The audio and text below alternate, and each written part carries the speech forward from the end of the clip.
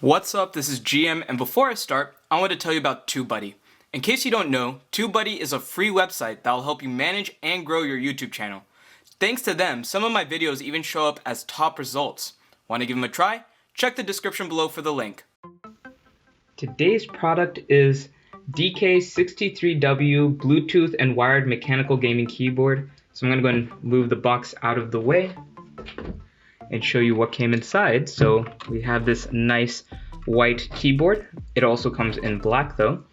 We have a keycap removal tool. If you need to know how to use one of these, I do have videos on my channel for how to do that.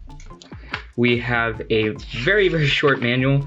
If you need to see it, if for example you lost yours and you just need to know what it said, go and pause the video here so you can go and read that. Then on the back it just has who to contact. And then we have this wire, which let me go and unravel real quick. And I just wanted to talk really quickly about it. So we have a USB-C end, which goes into the keyboard itself, right over here. And then you have this USB-A end that goes into your laptop, and it's not exactly your typical USB-A, my bad. It's actually reversible, and as you can see, it kind of looks like a lightning cable. It's kind of thin. It's pretty neat. I've never seen anything like this before, but yeah, just in case you freak out when you get it, it is just a USB-C to USB-A, so you just put this in your normal USB port, and it'll work like a charm. I do have some thoughts on this specific type of wire, which I'm not going to go into in this video. I'll talk more in a separate video about it. But yeah, let's talk about this keyboard itself, shall we? So, as I already mentioned, it can be used wired or wirelessly through Bluetooth. It's a 60% mechanical keyboard. It comes in black or white. It has black, blue, brown, and red switch options. I personally got the blue switch option. It has multiple lighting effects, which I'll be showing later. And then it also works on Windows, Android, Mac, Chrome, and so much more. As far as I know, there's no driver needed. I couldn't find one at least for it. So that is good. You just have to plug and play or connect and play with no issues. So let me go ahead and start off by showing the bottom of the keyboard. It's usually how I like to start off these videos. So you can see we have 4 rubbery pads to keep it from slipping around. We have the on-off switch. Let's show the very front of this. Nothing special here except for their logo. Show this side. It's a little hard to get a good angle, but as you can see, it is elevated on the back end. Then on the very back side, we have where you can plug in the wire if you need to charge it or if you want to use it wired. And the other side is the same as the other side. All right, so let me go and take off a switch real quick and show you what it looks like. Let's go with the letter H. And as you can see, we have that nice blue switch right there. Nice and clicky. Let me go ahead and put the H back on.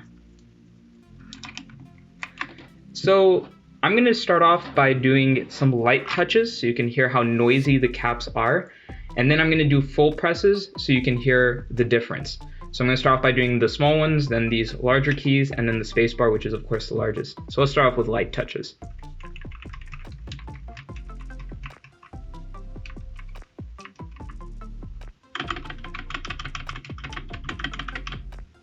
Alright, so based off that, you can tell it is pretty quiet on light touches on the small keys, these medium-sized keys. Spacebar is a bit loud. I don't know how many connection points it actually has. I'm assuming it has 3. That's usually how many they have. Let me go and try pulling off the space so you can see.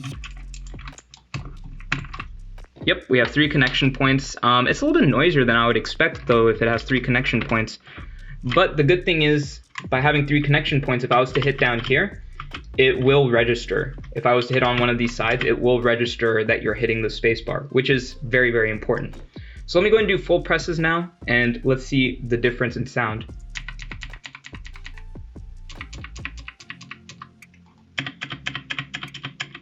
So as you can tell, it is very clicky. It's pretty loud. I'll go ahead and do some fake typing so you can get an idea of what it sounds like when in game.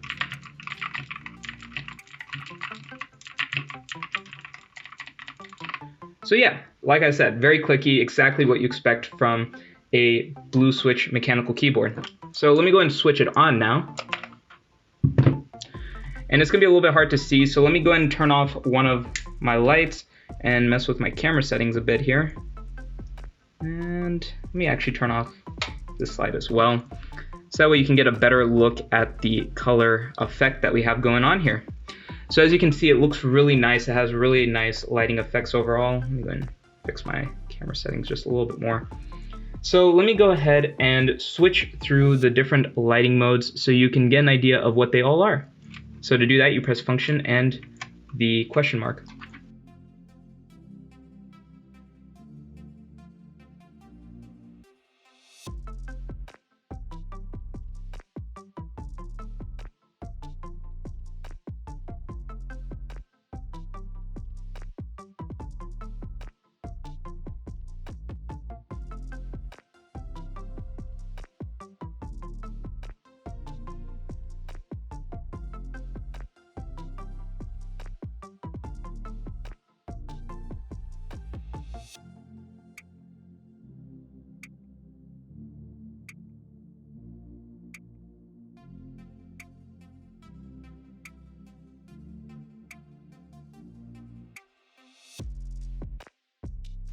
Alright, so that should give you a good idea of all the lighting modes that it has. I'm going to go ahead and turn on my light real quick. And let me go ahead and fix my camera settings back to what they originally were, so it's a little easier to see there. Alright, so yeah, like I said, that should give you a good idea of all the lighting modes. It also, as you can see, has function buttons up here. By pressing function, you can hit those. You have some of those other keys as well, like delete, end, and all that. They're kind of built into some of these. You'll see this 1, 2, and 3, and you may have noticed this Z was flashing in some of the modes. That's to show that it's trying to pair, it's trying to connect to a device. So that's meant for Bluetooth. You can easily switch between 3 connected devices by pressing function and whichever of these that you want to connect to. So that's neat if you need to switch from one device to another. It's really easy to do, really quick, really nice. And of course you can decrease brightness and you can increase and decrease speed of the effects as well. So as you can see, it's pretty much off now. I'm maxing it out. You can increase the speed, you can decrease the speed to where it's really, really smooth. Overall, I think it has a good look to it. I think the color modes are nice. They're very vibrant. Some of them, personally, I think get a little bit dimmer than others, which I think is a little strange. Let me see if I can see, for example, these I think is supposed to be more of a pastel looking color scheme, and it looks a little bit lighter than some of these modes where it's a full-on color or like your normal rainbow color. And you know, personally it doesn't bother me, but that might bother some of you. If it is, I just want to make sure it's something I pointed out. So let's talk about its use in game. So I tried it out on Valorant. That's usually my go-to, and I personally loved it. I didn't have any lag, I didn't have any latency. I tried it both Bluetooth and wired, and they both gave a very similar performance without any real issues. I also found that just based off of my own performance, it really didn't change whether I used Bluetooth, wired, or if I compared it to my old keyboards. I didn't notice a drop in performance in any way, so that's of course important as well. And that's something I personally look for when I'm buying these types of keyboards, is that it maintains my level of skill, my performance level. And you know, of course it does take a couple rounds, a couple matches to get used to it, because it will be feeling a little bit different. Some of these caps feel a little bit smaller to my hand than other ones, or maybe it's just that they're closer than some of my other keyboards. So you know, that's something you got to get used to a little bit. But after a while, it's no problem and you're good to go. Alright, that's it for this video. If you found this video helpful, I'd love it if you could leave a like and subscribe. Link to this product, of course, is in the description below. Thank you for watching. Make sure to leave any comments if you have any questions.